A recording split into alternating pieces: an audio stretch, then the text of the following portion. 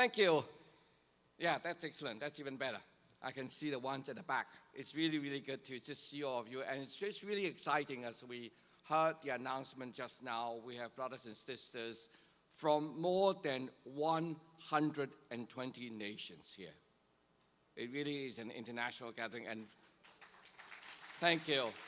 And also, at this Congress or pre-Congress, and coming up in 2 days' time, there will be 1,200 people joining us as well. So welcome to the ICMDA conference. Thank you again for the opportunity to share from the Word. Now, as you noted, the theme of this conference is building God's kingdom amongst the broken. Now, I apologize on this slide. There's one typo if you notice very carefully. It's not amongst the broken. Now, the conference committee has chosen this really wonderful theme. As I look at this theme, I was preparing, I pray over this theme, I think about this theme, and the Lord just reminded me there are two very important words in this theme. First is, of course, the word broken. And we live in a broken world. But when I think about broken, we think about outside the broken world. But actually, I came before God also acknowledging my own brokenness as well.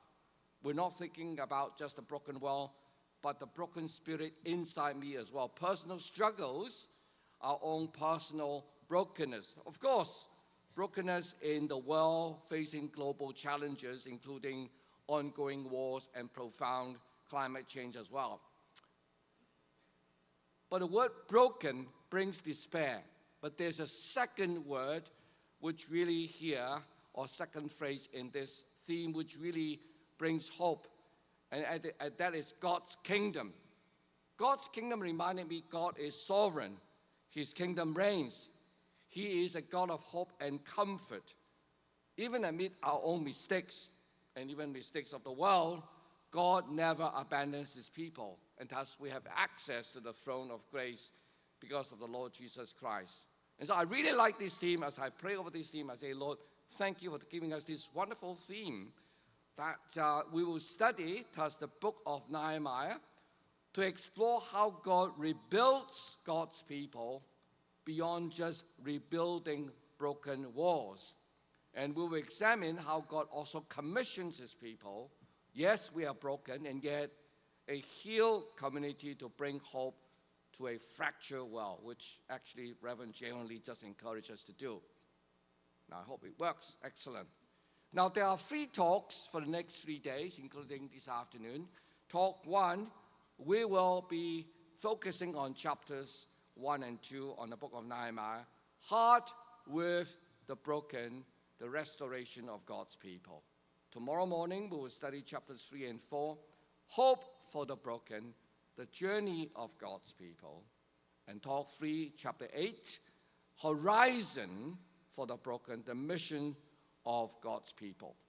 Now, to start with the book, we must start with the context first. And many of you already studied the book, and you know the context. The setting of the book of Nehemiah is in the rebuilding of a nation of Israel. And of course, as you look back about 150 years ago, the Babylonians came and sacked Jerusalem, the southern kingdom of Judah. And of course, the Jewish people went into exile. The temple was completely destroyed. The Jews went into exile for 70 years under the Babylonian rule. But then, of course, Babylon didn't last forever. It fell to the Persians. And the Persian king, King Cyrus, reversed the policy and allowed the Jews to return home, return to Jerusalem. And their first action was to build the temple. But of course, we know that the temple was not enough because they need to make the city defensible as well, because the walls were broken. And thus, in 445 BC, that is exactly about 150 years after the exile, Nehemiah came into the picture. Nehemiah came to Jerusalem to take on this important task, that is the rebuilding of the city wall. But I think I want us to notice this. The book of Nehemiah is more than just rebuilding the infrastructure or the structure of the walls. The book of Nehemiah unfolds for us God's plan. The key is rebuilding God's people. How God rebuilds his people. because we are really, really broken. Now, we come to the next slide. Now, first of all, as you come to chapter 1, actually in the very last verse, not the beginning of the verse or the chapter, but last verse, it told us who Nehemiah was. It says here, I was a cupbearer to the king. Of course, a very trusted position, very important position, trusted by the king. And of course, in chapter 1, we realized that, when he was in Persia, a kinsman, probably a brother by the name of Hanani, together with others, came from distant Jerusalem, came to see Nehemiah. Now, they brought news of destroyed walls, burned gates, and distress and shame regarding the situation. And the city was vulnerable and easily being attacked by the enemies. Now, what can we learn from this person, Nehemiah? So today we want to sort of look at what can we learn from this person, this leader, even though he's not a medical doctor, but there are lessons we can learn from him. The first is this, that when Nehemiah heard the news, they brought the news to Nehemiah, there was, first of all, a deep spiritual agony.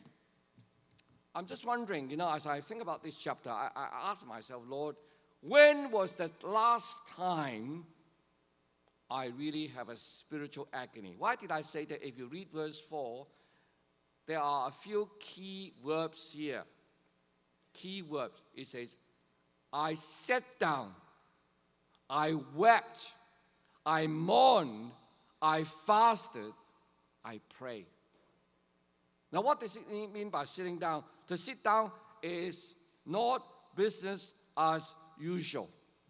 Sometimes we are flooded with information on the news. Today, even every day, you listen to the news, whether it's, reading a website or listen to BBC. There's so much information, sometimes we become numb. It's just business as usual. We hear the news and then we get on to do our own thing. And yet here, Nehemiah sat down and wept, he mourned, he fasted, he prayed. I want to tell you one story. This picture is a picture of Jeju Fraser. He joined the China Inner Mission in 1910. He worked among the Lisu people from China. I know that there are those here who are from that region as well, even sitting here today in our midst. And Jeju Fraser saw no visible fruit for the first 10 years. He worked there for 10 years, no fruit at all. No one became Christians. He cried before God, he wept, he mourned, he fasted. The Lisu people were known for one thing, they always get drunk. They drank too much alcohol.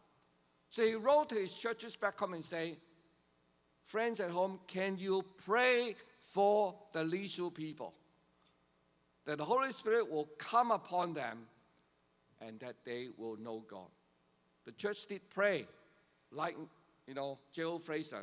Within a few years, tens of thousands of Lisu people came to know Christ. And they were freed from the fear of spirits, evil spirits. Between 1916 to 1918, 60,000 Lisu people were baptized. Now, there was one well-known story because the Lisu people, because when they became Christians, they threw away their alcohol, right? The whole village. No one drank alcohol anymore. They threw away the village. And the story came to know that, to be known that the pigs got drunk. Because the alcohol got to feed the pigs, all the pigs got drunk. That was very, very interesting. Now, you may ask the question, why did Nehemiah become so emotional? He wept, he cried, he mourned. I asked myself, was it because he felt ashamed of his nations? Broken people, broken nation. Yes, that might be true, but there's one more deeper meaning for Nehemiah. The next slide. You see how he prayed. Verse 11. Lord, let your ear be attentive to the prayer of this servant and to the prayer of your servants who delight in revering your name. What concerns Nehemiah is not just the nation was broken, not just they went to exile, not just their people. It's more than just the survival of the people. No, it's not about the people's survival. It's not about Israel's honor. No, that's important. But more than that, is more than the honor of God's people. He was concerned about the honor of God's name. Listen to the cry of your servant, because we honor your name. Verse 11 here. What the Bible is telling me is this: God opened Nehemiah's heart to the tragedy of the people, a tragedy that magnified the dishonor to God's name. God broke Nehemiah's heart, so to speak, as the situation broke God's heart. Not just broken Nehemiah's heart, it broke God's heart. So often we have become lukewarm. As I said before, as we listen to many news now, information overload. We become indifferent. And here in the book of Revelation, God challenged the people in Laodicea. I know your deeds, you are neither cold nor hot. I wish you were either one or the other, because you are lukewarm. Perhaps the first challenge today as I come before you, as I come to this conference, God is asking me, have I become lukewarm? I may go through the motions, I may be busy with medical work, I may be doing all the right things, but my heart can become cold to God. And often when I struggle, I say, Lord, sometimes my prayer is so dry. I say, Lord, break my heart to what breaks your heart. Never allow me to become lukewarm. And God challenged me. Recently, when I watched a documentary, I'm from Singapore, and that documentary really moved my heart and broke my heart. And some of you might have seen this documentary. But let me highlight, this documentary doesn't mean it only happens in this one country. I'm sure it happens in other countries as well, but this is one example I want to give. Now, recently I watched a documentary that broke my heart. I felt angry. And you know that there have been widespread reports or investigations in India. I know some of you are from India, with unnecessary and illegal hysterectomies performed by doctors, basically to earn money, to get money, right? Among who? Among the poor, the vulnerable, the illiterate, the rural women in the villages. They have no money, no education, and yet these doctors perform illegal hysterectomies, money-making rackets. As I said before, this is not just in India, I'm sure in many countries as well. And I pray, Lord, may your name be honored again. Let the broken system be restored and integrity be maintained. I think as doctors, nurses, professionals, health, we are called to maintain that integrity. Lord, break our hearts for what breaks your heart. First of all, a spiritual agony. Maybe the Lord is challenging us. We need to regain that spiritual agony. Second is what I call a God-centered faith. Of course, we cannot pray without faith. We notice how Nehemiah prayed in verse 5 in chapter 1. Lord, God of heaven, the great and awesome God, and God who keeps his covenant. You notice the two phrases here in red. It's very important, two parts here. The great and awesome God, what does that mean? God is able to do anything as he pleases. God has the power to do miracles beyond our understanding. But more than that, God is able to do anything according to his promise and character. The two things are linked together. God is mighty, God is able, but also God is able to perform miracles and do anything according to his character and promise. But more than that, Nehemiah trusted in God's faithfulness as well. Not only God is powerful. Nehemiah remember the instructions that God gave his servant Moses. If you return to me and obey my commands, then even your exile people are at the farthest horizon. I will gather them from there and bring them to the place I have chosen as the dwelling for my name. And God is reminding me, no one, no nation, no people, however broken, is beyond God's saving grace. No one, no nation is beyond God's saving grace, even though we may see evil there. And yet, God, by His grace, can bring these people to Himself. He will gather them back even from the furthest horizon. Now here you notice how Nehemiah prayed. He not only focused on God, but he also acknowledged the failure of God's people. It's not just God, but he looked at himself. He looked at his people. He saw failures, and he acknowledged the failures of God's people. How he prayed? He says, he begins with not they. He didn't say they sin. No, he said, I confess the sins we Israelites, including myself and my father's family, have committed against you. We have acted very wickedly toward you. You notice the word we. He didn't say they sin. We sin. We are startled. It differs radically from our usual prayers. He confesses other people's sin as though they were his own sin. I confess the sins we Israelites, including myself and my father's house, have committed against you. What does that mean? Nehemiah identifies with his people, identifies with their sin. The principle of identification. He didn't put himself above them. I worked in ICU for many years. When I was in Pakistan, I was helping a hospital in ICU. My wife also is a doctor working in the ONG department, so both of us served in Pakistan for a number of years. But before we went to Pakistan, we had the privilege of serving in South Thailand for a few months in short-term medical work. Now, some of you are from Thailand, I guess, and South Thailand is a kind of majority Muslim area. And we were there for 3 months in 1989 in South Thailand. We ran mobile clinics, so every day we went to the different villages, visited people, and provided some medical care. Now, many of these village people, one problem is that in South Thailand, many of them suffer from leprosy. So we ran leprosy program, helping these patients.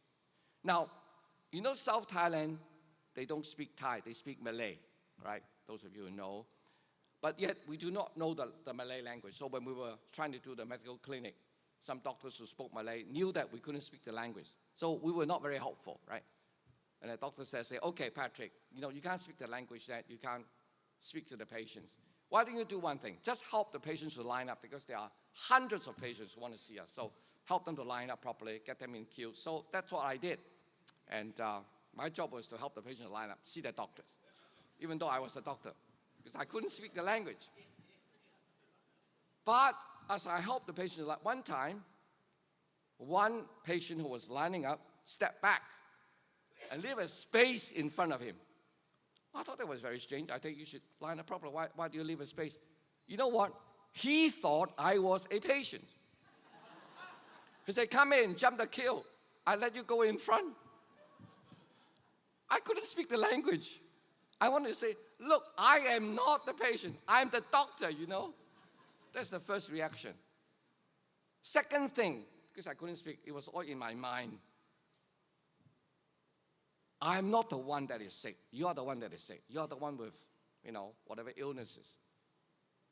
But there was a third time, a thought that came to me that really disturbed me. It was in my mind. I'm not the one that is unclean. You are the one that is with leprosy. When that thought came to me, I was struck by my own sinfulness. I went home that night. It was heavy rain. I went home, back to my room, and knelt before God and cried, said, Lord, I really have sinned against you. My attitude was totally wrong. I cried. I asked God for forgiveness. I could have all the vision and the passion for mission. I'm planning to go to Pakistan to work among the Muslim people. But my attitude was wrong. I said, Lord, you have reminded me that these people, the vulnerable, they have every right to receive all the spiritual blessings in Jesus Christ, just as I do. God has created a new community, a new society, not based on class, social status, not based on skin, not based on the languages you can speak, but because of Christ, what he has done, not what we have done. Identifying with the people. Nehemiah identified with God's people, not someone who is high up, but someone who shared their pain. Now I must go on. Third point. I mentioned about a spiritual agony. I mentioned about God-centered faith. The third point is a prayerful waiting. Now, why did I say that? You notice that two dates are mentioned, one in chapter 1 and one in chapter 2, actually both in verse 1. Chapter 1, it mentioned that in the month of Kislev, while I was in the citadel of Susa, that's when, his kinsmen came to see him. Chapter 2, verse 1, in the month of Nisan, in the 20th year of King Artaxerxes, when wine was brought for him, I took the wine and gave it to the king. Now, two dates are mentioned. Now, this is important. Why did the author write down two dates? You know why? The 2 days are, according to the Jewish calendar, they are 4 months apart, right? He waited for 4 months to wait for the opportunity to speak to the king. This is not easy. Yes, Nehemiah prayed. There was earnest prayer, but he also waited patiently as well. There was not passive waiting, but active waiting. You remember the book of Galatians taught us, keep in step with the Spirit. Galatians chapter 5, verse 25. We live by the Spirit, let us keep in step with the Spirit. Nehemiah waited as led by the Spirit of God. And of course, in chapter 1, verse 11, Nehemiah prayed, give your servant success today by granting him favor in the presence of this man. He asked God for favor, but he waited patiently. And then now the time comes when Nehemiah steps into the king's presence, ready to take the plunge and reach his life. Now it's important that you notice that Nehemiah also took risks, because even to ask to see the king and to show the sad face is very dangerous. You're not supposed to show your sad face, right, before the king, because you might have your head chopped off, right? It's dangerous. But yet he took the risk.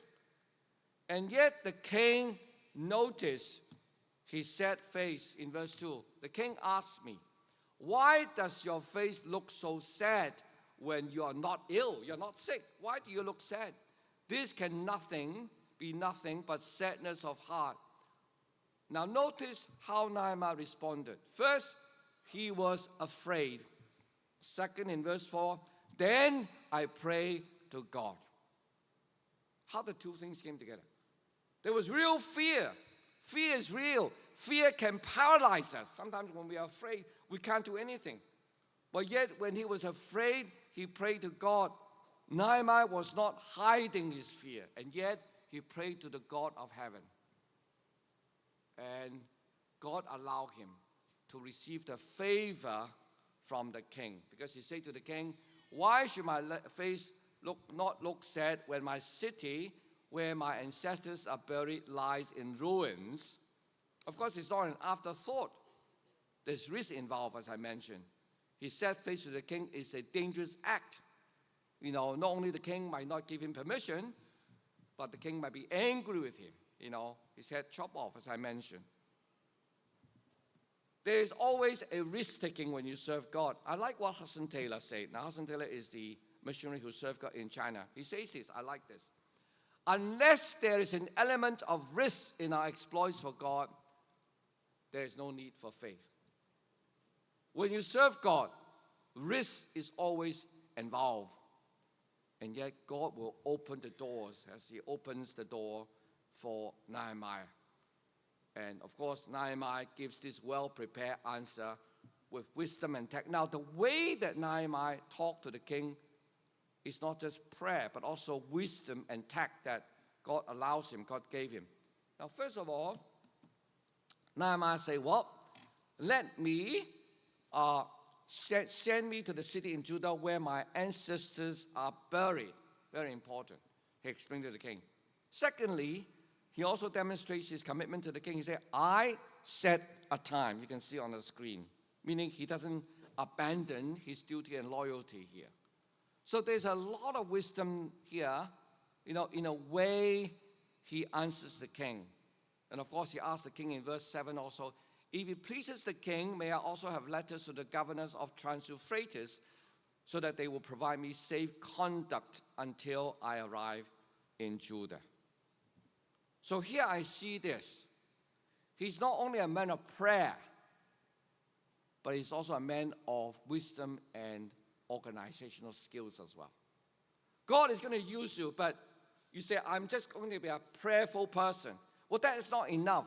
Wisdom is not just enough. There's prayer and organizational skills. The two come together. Nehemiah prayed, but God also gave Nehemiah wisdom and tact and organizational skill. And that's why in verse 8, chapter 2, I like this. Because the gracious hand of my God was on me, the king granted my request. I don't think it's on this screen here. If you read your Bible, chapter 8. The gracious hand of God was on me. I love this phrase. When you serve God, you pray, Lord, may your gracious hand be upon me. And in the mission field, I experienced that many, many times, countless times, God's gracious hand upon me. I just want to share with you one example that happened to me and my wife. As I mentioned to you, my wife, Jenny, and I serve in Pakistan. Now, one challenge we have by serving in Pakistan, that was 20 years ago, was that we have to renew our visa every 3 months. It's pretty tough. I mean, sometimes some countries every 1 year, right? Some countries every 6 months. But for me, I have to go to the immigration office every 3 months. It's pretty tough and challenging because sometimes you don't know what officer will say. And one time we submitted all our papers, all the documents they read, and this officer somehow didn't like us. He handed the paper back and said, okay, you're not allowed to stay anymore. One more week, you go home. I said, I submitted all my papers, that you require. Why is my visa rejected? He didn't give me any reason. He just said, no, you're not granted visa extension this time. Just go home in 1 week. I give you 1 more week, you go home. And we were so disturbed, in a way, inside so upset and angry. And of course, you can't be angry with the officer, at the immigration. But I did something very uncultural in Pakistan. Something totally not appropriate. I asked him, I want to see your boss. I want to see the director of immigration. Now, that is not proper, When they say no, it means no, right? And I begged him, I say, give me a chance. Can I see your boss? I did say that. Can I see your director of immigration? And initially he said, absolutely not. He refused. He said, you cannot see him. He's senior. And I backed him, there was a lot of debate here and forth. And then in the end he said, wait here. He went in, talked to the boss, came out and said, okay, my boss is willing to see you. I said, wow, thank the Lord. I went into this huge room, very big room, huge desk, director of immigration sitting there. He looked at us. He said, okay, sit down. There were 2 chairs there. The first thing he said to me, I could never forget. You know what he said to me? I've never met him before. He's the director of immigration. He said, would you like Coca-Cola or 7-Up? I thought that is a very different treatment from the officer outside. The junior never offered me Coca-Cola 7-Up. And I think, well, anything can do, right? He is the director of immigration sitting to me. He looked at my file, and he looked at my wife, Jenny. And this is what he said, Dr. Jenny, I know you. I was surprised. I said, how could this director of immigration know my wife, Jenny? I know you. You know what? You delivered my grandson a week ago in your hospital. I said, how do I know? 600 babies are born every month in our hospital. How do I know this is the grandson of a director of immigration? We have no clue, no idea. And he was very happy. He said, you know what? You deliver, my first grandson was born in your hospital, and you deliver my grandson. Yes, you can continue to stay and work in the hospital. So the rest was history. Grace's hand of my God upon us. You know, you can be thinking of all the human methods, human whatever strategies. Nothing will work. Only if we have the gracious hand of my God upon us. And of course, we need to learn to wait upon God, upon His timing as well, because often the waiting can be difficult. Nehemiah waited for 4 months. That is not easy. Now I must move on. Finally, that's the final point I want to share today. Motivating the team. Now, his arrival in Jerusalem was very low-key, even though the king sent him the soldiers, the army, right? Armed officers were there as well. And you notice that when he went there, he was very low-key. He stayed there for 3 days, and he didn't tell anyone. And by night, he went through the valley gate, the dung gate, and all the gates. He examined the gates as well. Now, he was willing to get his hands dirty, but remained discreet and humble. He did his basic homework, right? Now, waiting upon God doesn't mean do nothing. He waited upon God, but also he did the research as well to find out where the broken walls were. He needed to find out for himself the need. So it's very, very important. Doing the hard work, not just praying. Praying is important, but he went around in a very low-key way. He didn't say, you know, I come to help you. No. He did the research himself. And then how he encouraged the people. Verse 17, you see the trouble we are in. Jerusalem lies in ruins, and its gates have been burned with fire. Let us rebuild the wall of Jerusalem. How I told them about the gracious hand of my God upon me. Now, I want to mention 4 things here. How do you motivate people? How do you encourage people? And here, I learned very precious lessons from Nehemiah. How did he encourage the people? There are 4 steps. First of all, he identifies with the people. He say, you see the trouble we are in. Again, the word we is important. He didn't come to play the visiting office official role and say, see, you people are in a mess. I have come to help you. Now, that's another way of saying it, right? You are in a mess. I come to help. No. He said, we are in trouble. We together. I'm with you. That's the first thing. Identification. Secondly, he acknowledged the seriousness of their situation. No good could come of minimizing the difficulties of the task. He didn't say, oh, everything is fine. No. He said, we are in serious trouble. He did describe the seriousness of the matter. Now, some of you are from the UK. You know, many of you know the story of Winston Churchill during World War II, right? You know, he did not promise Britain, you know, anything good, but nothing, but blood, toil, tears, and sweats, right? That's what Winston Churchill promised the people. There will be blood, toil, tears, and sweat. He said, it's going to be hard times. Very important. And Winston Churchill's speech united the nation. And here again, Nehemiah united the people. Third, which I've mentioned, he's concerned about God's honor. His call to action was a call to honor beyond just the building project. Come, let us rebuild the wall of Jerusalem, and we will no longer be in disgrace. He is concerned about God's honor. And finally, his own personal testimony is very, very important. He shares his own personal story, demonstrates God's affirmation and approval of this project. Now, he says, let us start rebuilding. But of course, notice this. Whenever you are trying to do God's work, the enemy will attack you. The enemy will be active Do not think that every time you do God's work, everything will be smooth. No, it's not.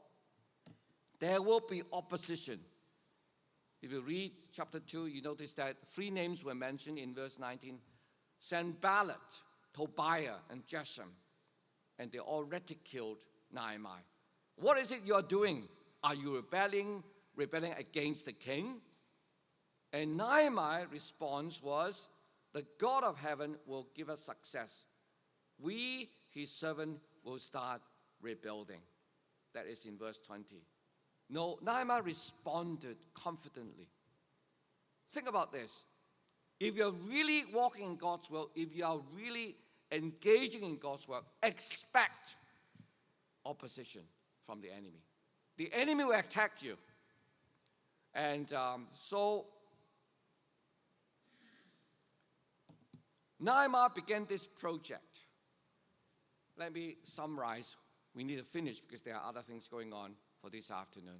As I look at chapter 1 and 2, there are a few very, very important lessons I've learned from chapter 1 and 2. First of all, he did not begin the project with a plan. No.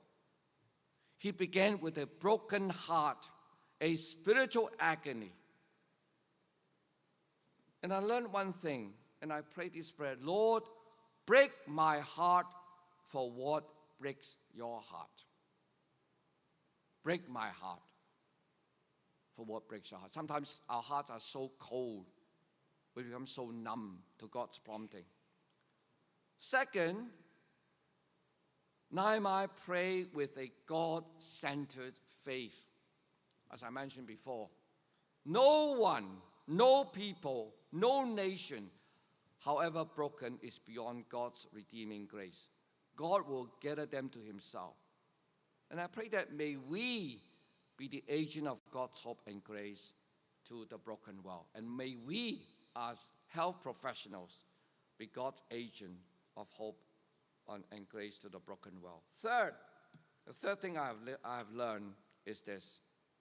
Nehemiah waited prayerfully, anticipating God's open door.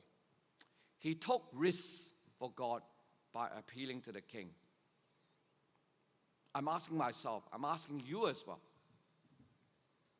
Are you willing to take risks for God? It's hard sometimes. We want to be safe. We want to be secure. But are you willing to take risks for God? Finally, Nehemiah identified with God's people. He lived among them, motivated them. Of course, his leadership was not top-down. His confidence was not in his own skills or position, but in God. And I ask myself, are we a motivator like Nehemiah, motivating God's people for God's purpose? And Nehemiah's prayer was this: the God of heaven will give us success. The God of heaven, as he prayed, will give us success. And I pray in the same for you, whatever work you're doing, the God of heaven will give you success as God's people are involved in God's work. And again, the final challenge is this: Nehemiah's ultimate concern is not about his survival. It's about God's honor. His ultimate concern, the whole book of Nehemiah, is about God's honor. And that should be our concern.